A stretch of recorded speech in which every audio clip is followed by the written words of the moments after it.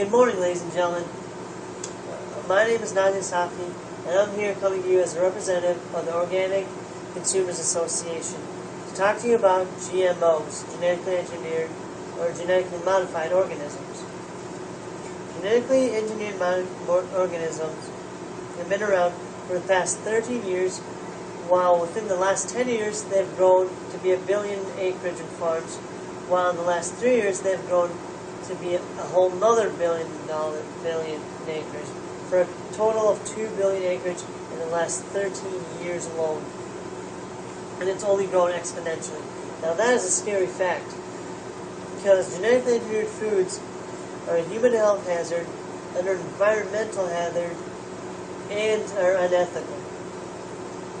In a 1994 study by the FDA, Monsanto's RBGH injected a hormone into the cows to produce more milk.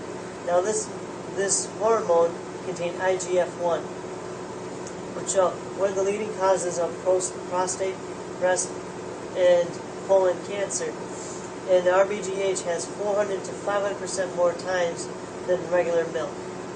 So it's pretty much giving us cancer if you drink this milk.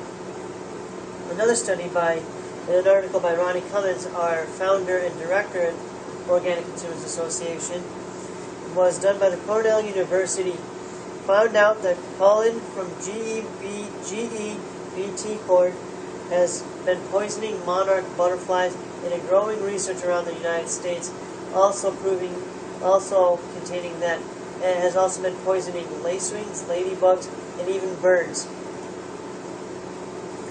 Another study was done by Anthony Lepe in 1999, who has a doctorate in experimental pathology from the University of Pennsylvania, published an article in the Journal of Medicinal Foods stating that genetically engineered foods have less phytoestrogen, which is a key component that our body creates to protect us against heart disease and cancer. Therefore, genetically engineered foods are causing us to not only have cancer, but destroying our immune systems at that. Another thing, genetically engineered foods are an environmental hazard. They cause genetic pollution when wind, rain, and bees pick up this pollen.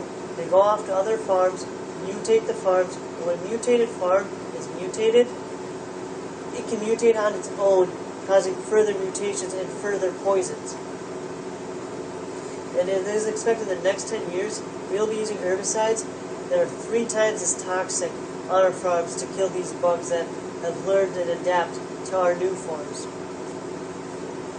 Finally, genetically engineered foods are unethical. They mutate plants into dangerous, unpredictable things that we cannot control, with only a 0.001% chance of success rate. This research was done by Wayne Ho from the Institute of Social Security in the UK, and Joe Cummings from the University of Western Ontario, Canada, and Peter Saunders from King's Crown, United Kingdom, proving that they damage our our genes.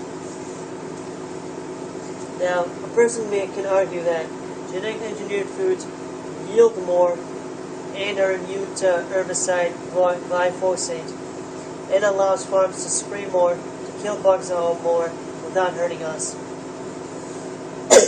Now, I argue that the corporations that are making this herbicide, that are making the GMOs, can monopolize on this opportunity, and farmers can indiscriminately spray this onto our farms, causing poison to be ingested by our bodies.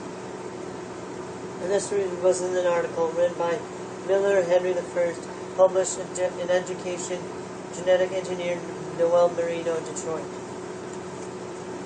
I apologize, Council, if I've taken up too much of your time. This is something I feel very strong about, and I hope that I've at least persuaded you or enticed you to try organic foods.